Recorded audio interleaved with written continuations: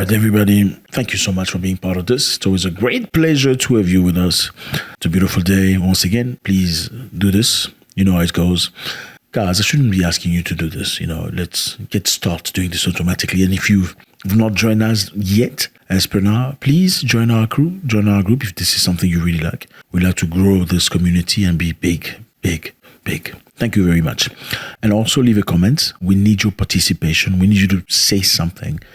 It's always a great pleasure to read you. This is not about me. It's about all of us. It's about sharing intellect, sharing ideas. So feel free to drop a comment on something very interesting that you think about. So we have here a video, fellas. A very interesting video about a mate named Michael Wallace. Michael Wallace. Ever heard of Michael Wallace? He's an Irish politician, a former property developer. Very interesting. First, we're going to listen to what he has to say, then I'm going to make a comment.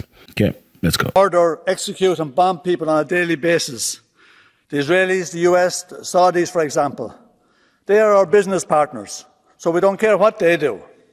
Countries that resist Western imperialism. Again, not everybody in the West is a bad person. Absolutely not. Let nobody make you believe that. Yes, certainly you're going to find a lot of people that are not nice in any community, but in this specific one, there are a few people that are making a huge difference. And this is a European Parliament, where most of these people that sit there are sponsored by big pharma, big gun, big machinery, big data. They get a lot of money from these big companies, so they can push forward these companies' agenda in order to make more money. So they don't necessarily work for the people of Europe. They work for big companies. That's the reality. So we've noticed a few of them that are making a huge difference, that are actually combating their own brothers, unquote, in their doings around the world. Let's listen. We'll fight back against regime change operations or even overthrow Western puppet regimes.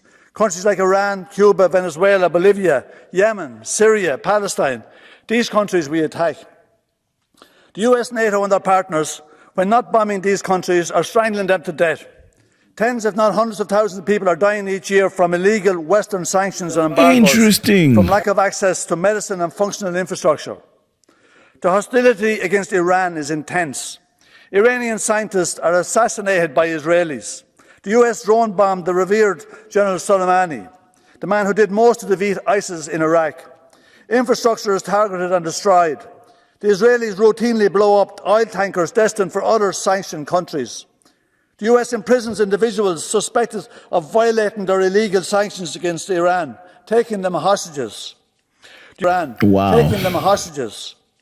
The US wouldn't even relax the sanctions regime during the COVID-19 crisis. Wow. Weapons are being smuggled into Iran to arm forces hostile to the government.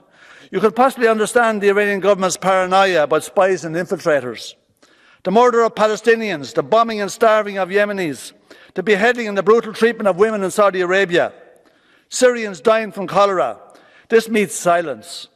But for Iran, we passed countless resolutions about every human rights violation, real or imagined. We call for sanctions while engaging in unhinged, blatant racist discourse. The groups are calling for a special task force to deal with so-called hostile foreign regimes. But what you need to do is stop being hostile to foreign governments. You need to stop promoting NATO lies and stop interfering in other countries. Stop behaving like colonialists. Very interesting. So this man is an Irishman. Irish people have had a story of oppression for many, many, many years. So like many African people, Irish people have gone through lots of difficulties. So I think it's just very normal to find some of them really standing strong against the hegemony global. So there's Michael Wallace and Claire Dale. You must check her out if you haven't heard about these people. I think it's very interesting to listen to what they have to say. They have stood very strong against COVID policy that seemed to be preventing people from being free. They've spoken very outspoken about this thing. Meanwhile, as many parliamentarians were standing for big companies, promoting, forced, I'm not going to say the name, into your whatever, they were standing strong against that policy. At the moment where French people did not have the authorization, they could not go to restaurants to eat. They could not go to cinema. They could not go in public spaces because they were not you know what I mean? They were standing strong against this. They said human rights need to be regarded. They said people need to be given the opportunity to make choices over their own bodies. Let's listen to him again and I'll make a comment on top of it. Brutal regimes who torture, murder, execute and bomb people on a daily basis. The Israelis, the US, the Saudis, for example. So you go, you execute and bomb people on a daily basis, and you pretend to be the righteous people? They are our business partners, so we don't care what they do. Countries that resist Western imperialism, who fight back against regime change operations, or even overthrow Western puppet regimes, countries like Iran, Cuba, Venezuela, Bolivia, Yemen, Syria, Palestine, these countries we attack. So many people don't talk about Israel.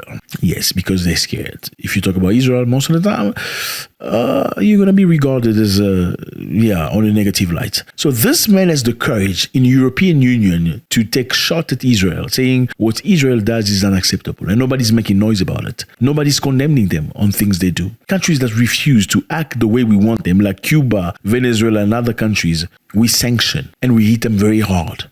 The US, NATO and their partners, when not bombing these countries, are strangling them to death. Tens, if not hundreds of thousands of people are dying each year from illegal Western sanctions and embargoes. Illegal Western sanctions and embargoes. Interesting. You call it like it is. From lack of access to medicine and functional infrastructure. You've sanctioned people to a level where they have lack of access to medicine and functional infrastructure. And you talk about you being right, you being good people? The hostility against Iran is intense. Iranian scientists are assassinated by Israelis. So Iranian scientists are assassinated and nobody says a word about it. But if anybody else had to do such thing somewhere else, it would have been big news. The US drone bombed the revered General Soleimani. Do you remember that general that was finished? Do you remember that? Yeah. The man who did most to defeat ISIS in Iraq. Infrastructure is targeted and destroyed. The Israelis routinely blow up oil tankers destined for other sanctioned countries. The US imprisons individuals suspected of violating their illegal sanctions against Iran. US imprison people that are suspected violating their illegal sanction against Iran. So if people deal with Iran and US don't like it, they imprison them? Is that freedom? Taking them hostages. The US wouldn't even relax the sanctions regime during the COVID-19 crisis.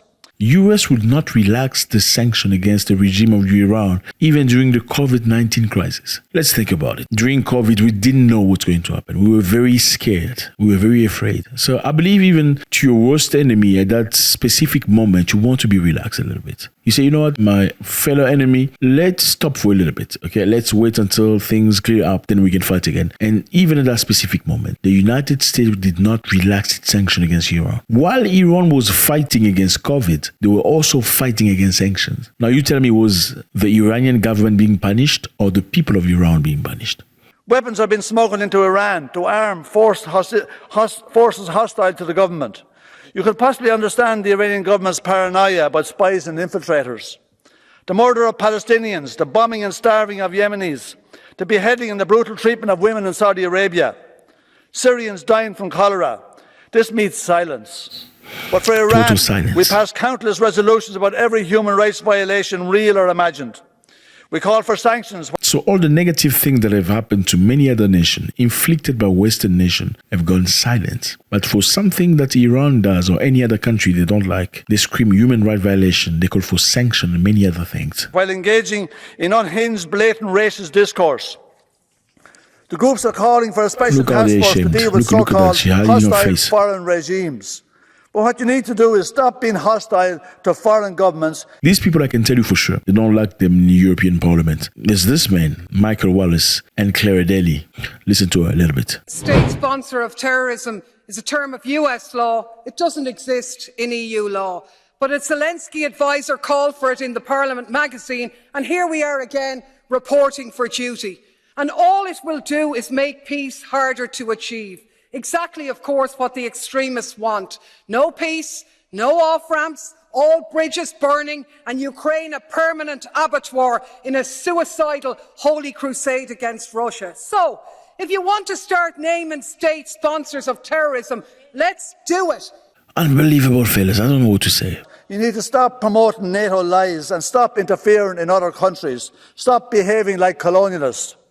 Stop being hostile to other nations and stop interfering in other people's business. Live your own life. I mean, you have to say everything. it's just good to see somebody at least stand out for everybody else, stand up for what's right. Unfortunately, we live today in a world where money makes all the rules. It's all about money. It's never about freedom. It's never about equality. It's never about democracy. They hide the agenda behind democracy, the agenda of people with money. Okay, whether it is national, international, they all have agendas. They will create a story, in fact, to cover it up with a real agenda. It's never about the human beings. And it's good to see people standing strong. Let me know how you feel about this, fellas. It's always a pleasure. I mean, look at the hypocrisy of the West nation that come talk about human rights, but they are the biggest violators of human rights that we can possibly imagine. How can you imagine people sanctioning a country during COVID? Like you cannot get food, you cannot get anything, no resources, even though you're still fighting against them. Unbelievable. Who does that? God bless.